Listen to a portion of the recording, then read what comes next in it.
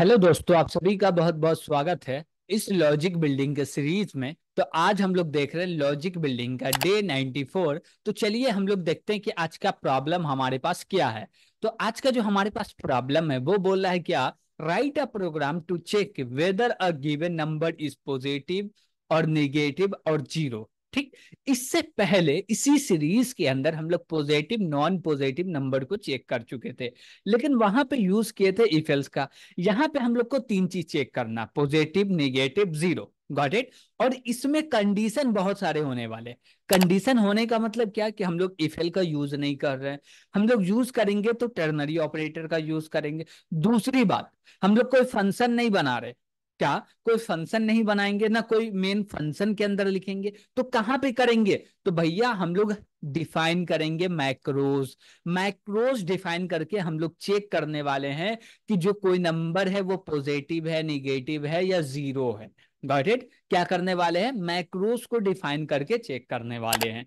Got it. तो इसके लिए हम लोग को क्या करना पड़ेगा? मैक्रोज को डिफाइन करना पड़ेगा। सबसे पहले तो हम लोग ये समझते हैं कि पॉजिटिव क्या होता है। नॉर्मल हम लोग बोले तो पॉजिटिव जो नंबर होता है वो जीरो से बड़ा होता है। वो पॉइंट में भी हो सकता है, वो पॉजिटिव नंबर हुआ। Got it. निगेटिव नंबर किसको बोलते हैं? जो जीरो से छोटा होता है उसको बोलते हैं निगेटिव नंबर। यानी कि जो भी नंबर माइनस में हो that is negative number. Zero किसको बोलते हैं? जीरो जो सीधा जीरो है, जो ना निगेटिव है जो ना पॉजिटिव है, ना निगेटिव है ना पॉजिटिव है, उसको हम लोग बोलते हैं जीरो। तो हम लोग को कोई भी नंबर मिलेगा तो यही तीन नंबर में से कोई एक नंबर होगा। तो हमको बताना है कि वो पॉजिटिव है या निगेटिव है या जीरो है। Got it. इसके लिए हम लोग को डिफाइन करना मैक्रोज। और मैक्रोज में मल्टीपल लाइन तो लिखना नहीं है। अब मल्टीपल लाइन नहीं लिखना है तो इफ एल्स का यूज कर नहीं सकते। तो हम लोग को करना है टर्नरी ऑपरेटर का, जिसको बोलते हैं कंडीशनल ऑपरेटर। तो आज हम लोग को यह भी समझ में आएगा कि कंडीशनल ऑपरेटर का यूज करके एक से ज्यादा कंडीशन कैसे देते हैं कंडीशनल ऑपरेटर में। Got it. यानी कि जब भी हम लोग टर्नरी ऑपरेटर यूज किए हैं अभी तक, वहां पे एक दो एक ही कंडीशन देके अपना काम कंप्लीट कर लिया। लेकिन मान लीजिए आपके पास दो चार कंडीशन है, तो टर्नरी ऑपरेटर में कैसे देंगे वो भी चीज हम लोग देखने वाले हैं। तो चलते हैं आईडी पे और इसका कोड करके और समझ लेते हैं। Got it.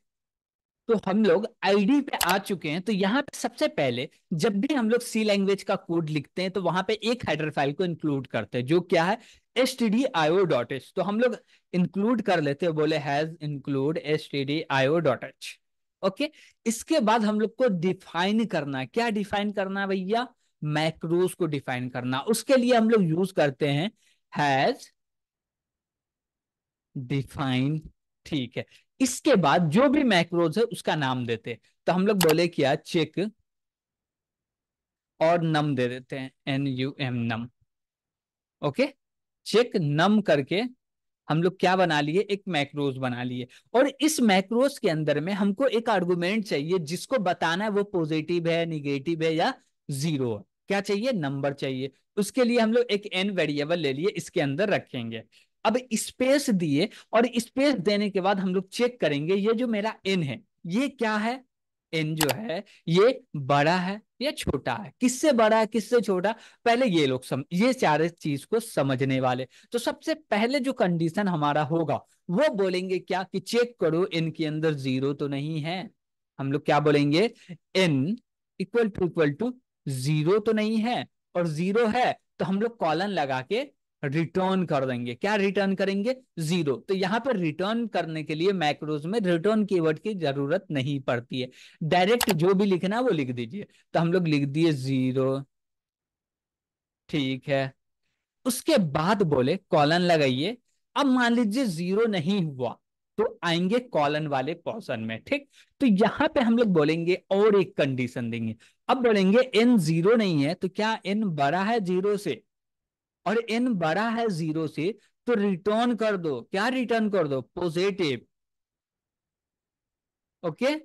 ठीक है। अब कॉलन लगा के बोलेंगे क्या कि मान लीजिए कि जीरो से बड़ा एन नहीं है तो पॉजिटिव तो नहीं चलेगा, लेकिन जीरो से छोटा एन है। जीरो होता तो पहले चल जाता, लेकिन जीरो नहीं है, जीरो से छोटा एन है, तो यहां पर रिटर्न हो जाए निगेटिव। ओके।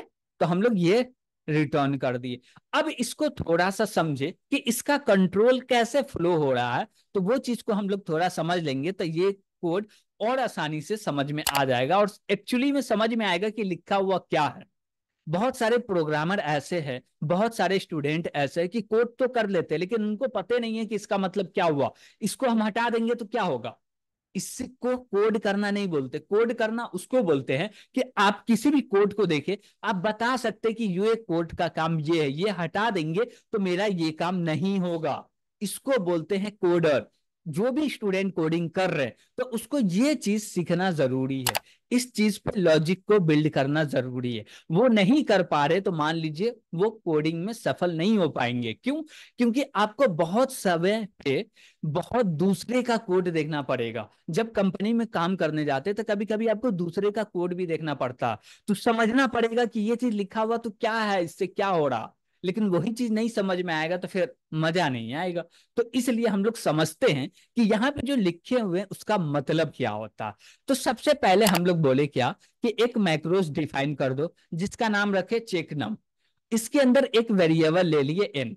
अब जो भी डेटा मैक्रोस के अंदर पास होगा वो इन वेरिएबल के अंदर आ गया, ठीक। और पहले हम लोग चेक किए कि इन के अंदर जीरो है क्या, और जीरो है तो रिटर्न कर दो जीरो। अब देखिए जब भी कंडीशन ट्रू होगा तो चलेगा कॉलन क्वेश्चन मार्क के बाद वाला कंडीशन। अब कंडीशन फॉल्स हुआ तो कौन सा एक्सप्रेशन चलेगा, कॉलन के बाद वाला।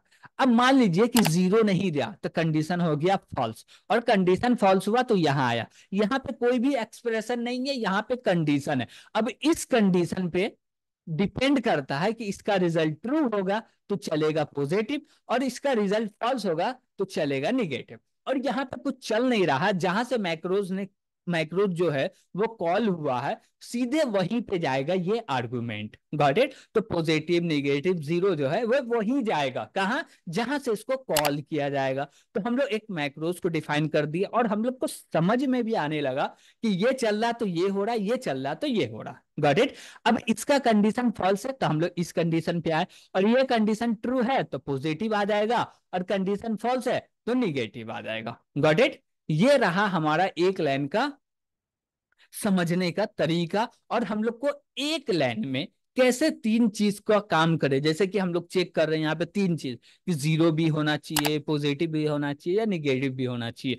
तीनों में से कुछ भी हो रहा, कोई भी नंबर एक समय पे एक होगा तो हम लोग तीन चीज ले लिए, तीनों में से कुछ भी हो रहा उसको रिटर्न कर दो। Got it. लेकिन यहाँ पे खास बात यह है कि आपको रिटर्न कीवर्ड का जरूरत पड़ता ही नहीं है। अब हम लोग लिखेंगे मेन फंक्शन। ओके। तो हम लोग लिख लेते मेन फंक्शन, और उसके अंदर से कॉल करेंगे, बोले इंट मेन। और मेन में क्या बोल रहे हैं हम लोग कि सीधे लिख दो प्रिंट ऑफ, और प्रिंट ऑफ के अंदर में बोलेंगे क्या, परसेंट एस। देखिए परसेंट एस इसलिए ले रहे हैं कि जो मेरा मैक्रोज है चेक नम, चेक अंडरस्कोर नम, वहां से जो आर्गुमेंट आ रहा, वहां से जो रिटर्न होके वैल्यू आ रहा वो स्ट्रिंग टाइप का, और स्ट्रिंग टाइप के वैल्यू को प्रिंट करने के लिए हम लोग परसेंट एस फॉर्मेट स्पेसिफायर को यूज करते हैं। उसके बाद बोले क्या, नंबर। Got it. नंबर तो तीनों में आएगा इसलिए हम लोग कहीं पे लिखे नहीं, एक ही बार लिख दिए। बार बार लिखने से अच्छा एक बार लिखो। ठीक है भैया। अब यहाँ पे हम लोग कॉल करने वाले हैं मैक्रोस को, यानी कि यूज करने वाले मैक्रोस को। तो हम लोग बोले क्या, चेक नम, और इसके अंदर जैसे पास किए जीरो, जीरो जैसे ही पास करेंगे इसका वैल्यू क्या आएगा, जीरो, और प्रिंट हो जाएगा जीरो नंबर। ओके। तो इसको हम लोग करते हैं क्या, रन। और रन करके देखते हैं क्या जीरो आ रहा है क्या, यस, जीरो आ रहा है हमारे पास। Got it. और हम लोग दूसरा एग्जांपल लेके देखे तो हम लोग यहाँ पे दे दिए 10। ओके। अब इसको फिर से रन कर रहे हैं, अब क्या आ रहा, पॉजिटिव नंबर। यस, 10 क्या पॉजिटिव नंबर है, यहाँ पे आ गया पॉजिटिव नंबर। अब हम लोग दे दिए -10, ये एक निगेटिव नंबर हो गया, तो यहाँ पे आना चाहिए निगेटिव। तो हम लोग देखते हैं निगेटिव आ रहा है क्या, यस, यहाँ पे हम लोग को प्रिंट करके दे दिया कि ये क्या है, निगेटिव नंबर है। तो हम लोग समझे कि मैक्रोस के मदद से कैसे चेक करें पॉजिटिव नेगेटिव जीरो नंबर को। Got it. तो आज के लिए इतना ही, थैंक यू।